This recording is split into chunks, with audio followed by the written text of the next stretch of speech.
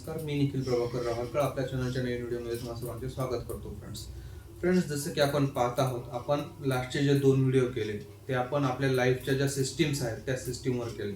पहिला व्हिडिओ आपला होता थॉट सिस्टीमवर, दुसरा आपण घेतला तो होता डिसिजन सिस्टीमवर.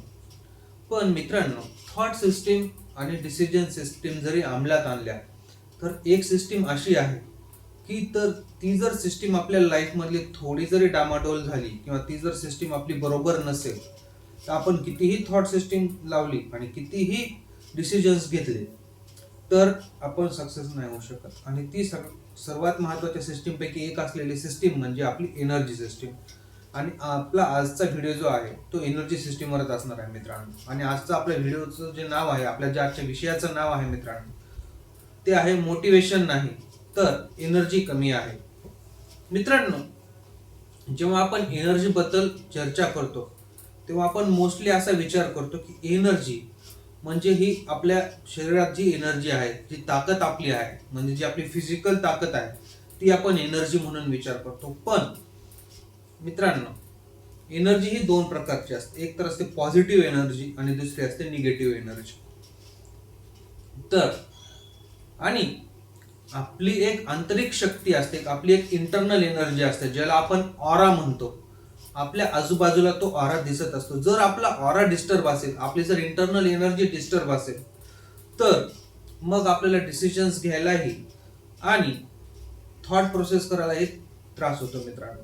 तर याच विषयावर आज आपण बोलणार आहोत. तर पहिला मुद्दा आपला जो आहे ना मित्रांनो, तो असा आहे की आपलं कधी कधी आयुष्य अडकलेलं असतं, मोटिवेशन भरपूर असतं आपल्याकडे आणि काय सगळ्या गोष्टी व्यवस्थित असतात, डिसिजन असतात, सगळं असतात, पण तरीही आपल्याला उत्साह नसतो.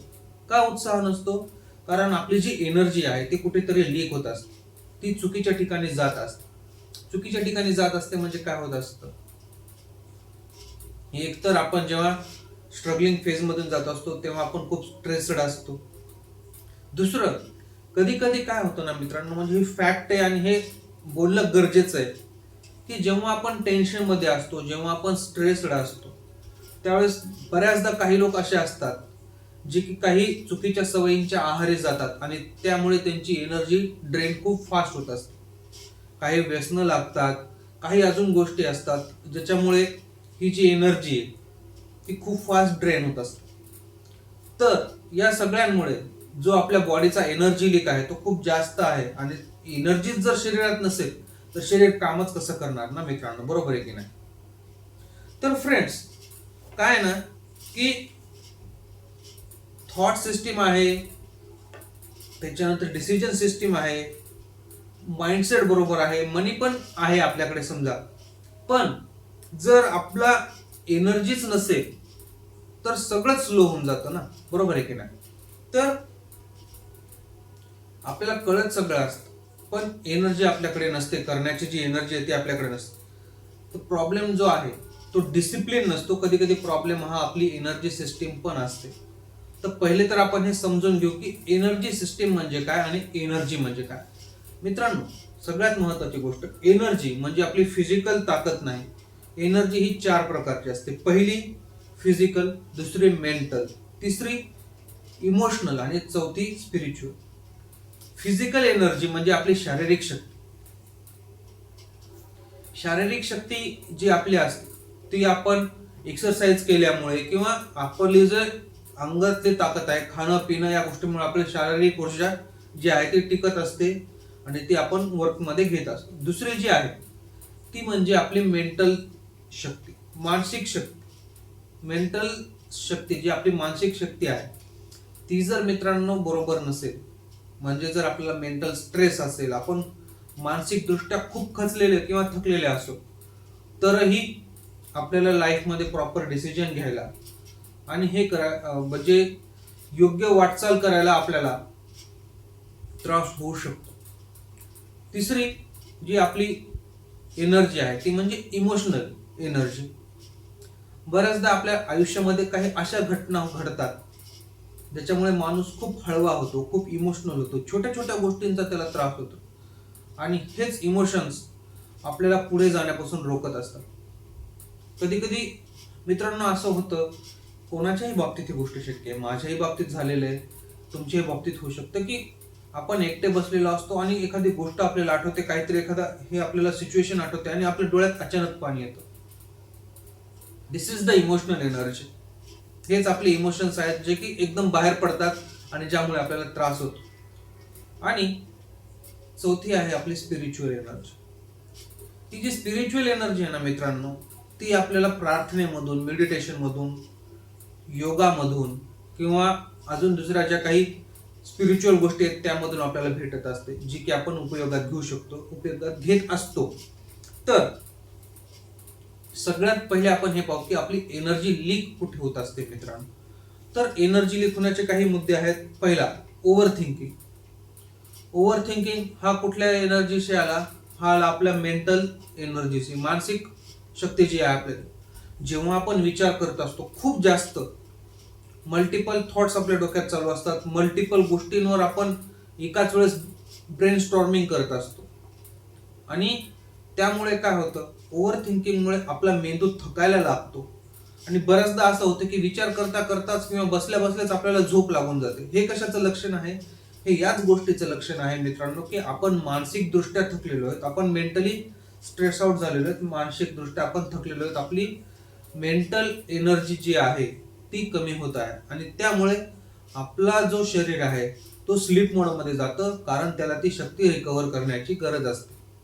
दुसरी, चुकीचे लोक, चुकीच्या व्यक्ती.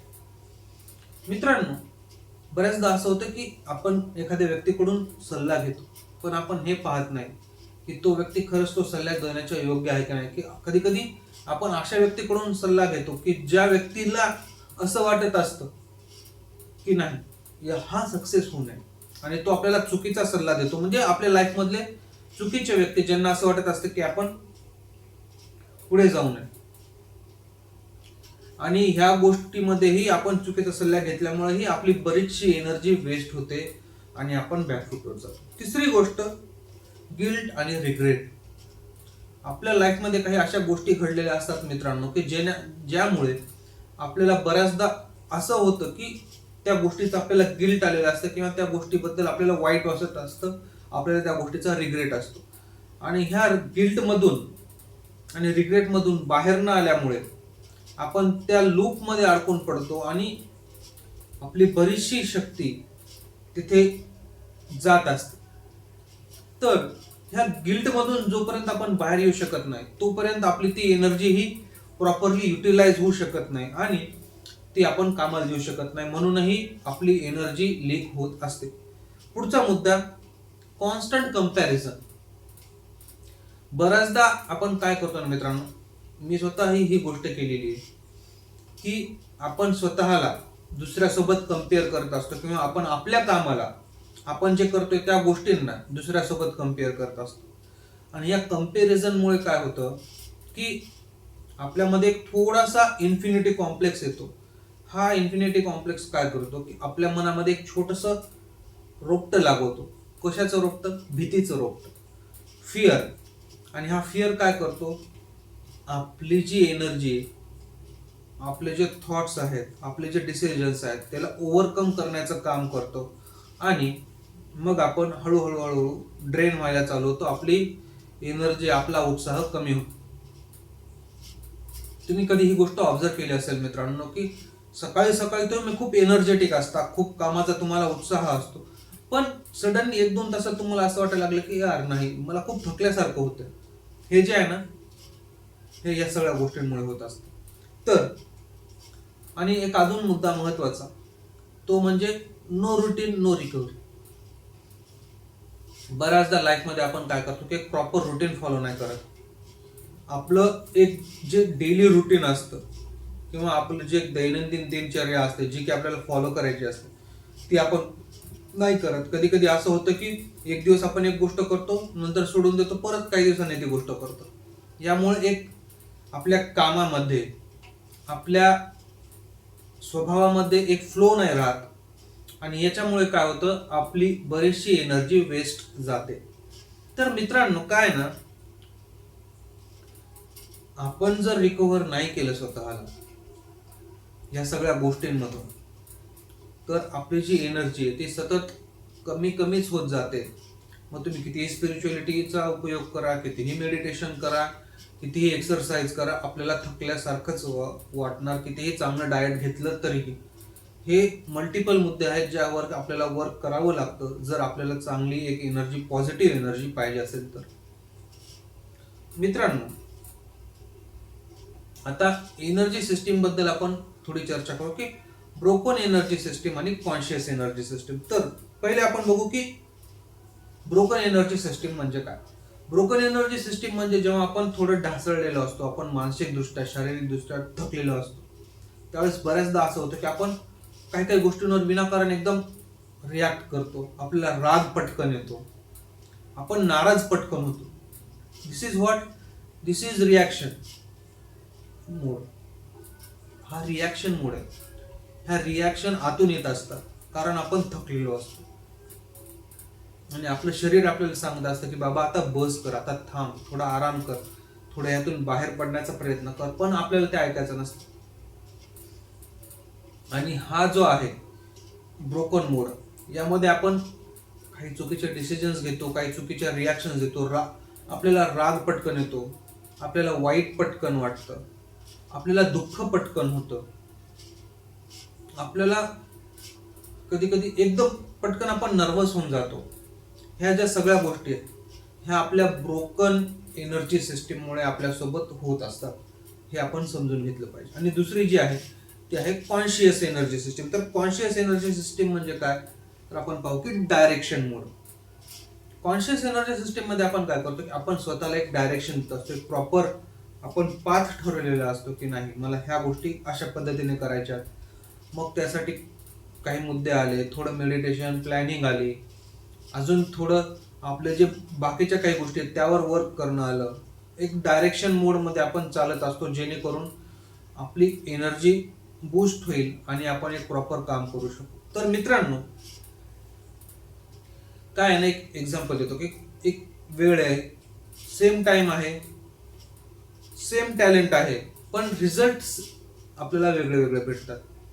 जर तुमची एनर्जी सिस्टीम ब्रोकन असेल तर तुम्हाला ऑब्विसली पाहिजे तसे निकाल नाही भेटणार, पाहिजे तसा रिझल्ट नाही भेटणार. पण जर तुमची जी एनर्जी सिस्टीम आहे ती जर कॉन्शियस असेल, ती जर जिवंत एनर्जी सिस्टीम असेल, जे की तुम्ही प्रॉपर डायरेक्शन फॉलो करताय, प्रॉपर गोष्टी करताय, लाईफमध्ये एक रुटीन फॉलो करताय, तर तुमची एनर्जी आपोआप वाढायला चालू होते आणि मग तुमचं ते तुमच्या कामामध्ये, तुमच्या दैनंदिन लाईफस्टाईलमध्ये ह्या गोष्टी दिसायला लागतात. तुमच्या चेहऱ्यावरच दिसत, आपल्या चेहऱ्यावर आपली एनर्जी दिसत असते. आणि असं म्हणजे मी बऱ्याच ठिकाणाहून ऐकलेलं आहे की जर आपल्याकडे पॉझिटिव्ह एनर्जी असेल तर आपला ऑरा जो आहे तो आपला ऑरा ही पॉझिटिव्ह असतो, जो की आपल्या आजूबाजूला दिसत असतो. तर मित्रांनो, आपल्याला एनर्जी मॅनेजही करता आली पाहिजे. कुठे एनर्जी युटिलाइज करायची, कुठे एनर्जी कन्झर्व करायची, म्हणजे एनर्जीला आपल्याला सांभाळूनही ठेवता आलं पाहिजे. कारण कधीही आपल्याला एनर्जीची गरज पडेल हे आपण नाही सांगू शकत. सो एनर्जी मॅनेजमेंटही गरजेचं आहे. तर एनर्जी मॅनेजमेंट कसं करायचं यावर मी थोडंसं बोलतो.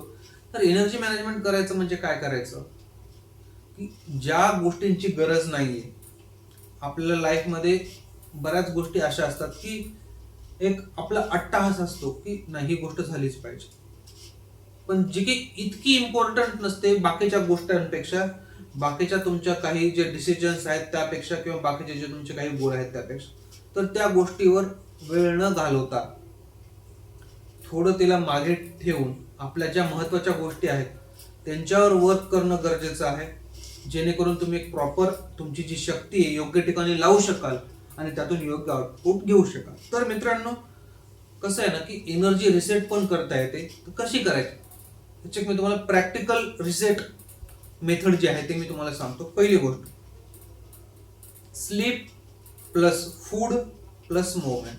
योग्य झोप, योग्य जेवण आणि योग्य मूवमेंट. योग्य मूवमेंट म्हणजे काय, meditation plus exercise plus yoga किंवा तुम्ही जे काही करू शकता. यामुळे काय होतं, एक पॉझिटिव्हिटी आपल्यामध्ये येते, एक रुटीन तयार होतं आणि थोडं आपल्याला फ्रेश वाटायला लागतं. उत्साह आपला वाढायला लागतो आणि जो की आपला एनर्जी सिस्टीम बूस्ट करायला लागतो. तर मित्रांनो, रोज एक गोष्ट तुम्ही ठेवायची जी की नॉन निगोशिएबल आहे. त्या गोष्टीच्या बाबतीत आपण लाईफमध्ये कधीच निगोशिएट नाही करायचं. एक गोष्ट डेली ही की झालीच पाहिजे. काहीही तुम्ही मग ठरवा. जसं की तुम्ही ठरवा मला रोज 10 मिनिटं शांत बसायचे किंवा मला अर्धा तास पुस्तक वाचायचे. स्वतःसाठी वेळ काढा. मग तुम्ही टीव्ही पहा, तुम्ही गाणे ऐका, तुम्ही स्वतःची एनर्जी सेव्ह करण्यासाठी की तुमची एनर्जी वाढवण्यासाठी जे काय करू शकता ते तुम्ही करा. सगळ्यात अजून एक गोष्ट ज्यामुळे आपली एनर्जी वाढण्यास मदत होते ती म्हणजे काय की सायलेन्स आणि अलोन टाइम. कधी कधी ना मित्रांनो, थोडा वेळ एकांतात घालवणं हे फार गरजेचं असतं. एकांतात म्हणजे एकटंच कुठेतरी जाऊन बसणं नाही. एकांतात म्हणजे निसर्गाच्या सानिध्यामध्ये, जिथे तुम्ही निसर्गाचे आवाज ऐकू शकाल, निसर्गाची तुम्हाला समज असेल की जिथे तुम्ही नेचर जो आहे ना मित्रांनो, निसर्ग जो आहे तो सगळ्यात बेस्ट हिलर आहे. हे तुम्ही ध्यानात घ्या.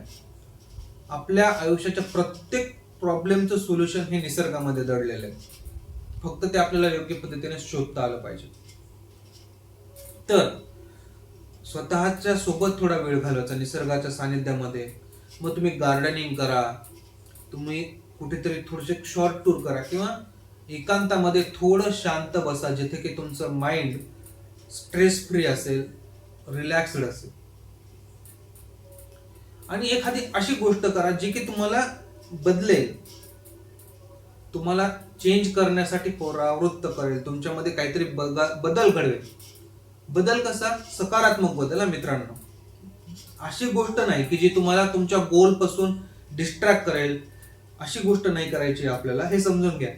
नाहीतर एखादी गोष्ट करा म्हणजे मग असं करायचं की सगळं डिस्ट्रॅक्टच झालं पाहिजे, तसं नाही. एखादी अशी गोष्ट ज्यामुळे तुम्हाला काहीतरी फायदा होईल.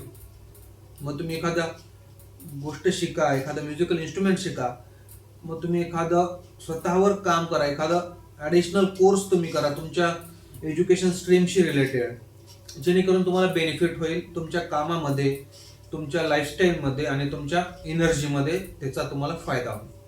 तर मित्रांनो, काय ना, आता हे झालं एनर्जी बद्दल. तर ही एनर्जी कशी कुठे वापरायची ही कळायला पाहिजे. तर हे तुम्ही थोडक्यात तुम्हाला सांगितलं की योग्य ठिकाणी वापरली पाहिजे आणि जिथे गरज नाही ते सोडून दिलं पाहिजे. पण मित्रांनो, काय ना की ऍट द एंड हे तुम्ही समजून घेतलं पाहिजे की आपली एनर्जी ही आपल्याला सेव्ह करायची आहे, आपल्याला त्यावर वर्क करायचं आहे आणि ती कुठे कशी वापरायची हेही आपल्यालाच ठरवायचं. तर सगळ्यात महत्वाची गोष्ट जी आहे ना मित्रांनो, की माझं सगळ्यात शेवटी तुम्हाला एवढंच सांगणं आहे की एनर्जी योग्य ठिकाणी वापरा. लाईफमध्ये काही काही असे लोकही असतात की ज्यांना आपल्याशी काही घेणं देणं नसतं, पण आपण त्या लोकांना विनाकारण व्हॅल्यू देत असतो. आपण त्यांच्या मागे मागे करत असतो किंवा त्यांना आपल्याला असं वाटत असतं की ते व्यक्ती आपल्यासाठी खूप इम्पॉर्टंट आहे. ह्या लोकांवर काम करण्यात आपली एनर्जी घालवू नका. त्यापेक्षा असे लोक बघा जे की असे आहेत की ज्यांना तुम्ही सोबत हवे आहात, त्यांच्या सोबत राहा, त्यांच्यात मिसळा. ते तुम्हाला एक पॉझिटिव्हिटी देतील आणि मग पॉझिटिव्हिटी आली म्हणजे पॉझिटिव्ह एनर्जी वाढली, बरोबर आहे की नाही? आणि हेच तुम्हाला हेल्पफुल ठरेल मित्रांनो. सो मित्रांनो, आज झालं एनर्जी सिस्टीम बद्दल. आजच्यासाठी इतकंच. This is Nikhil Harkal talks, real talks, real life, real reset. Thank you मित्रांनो.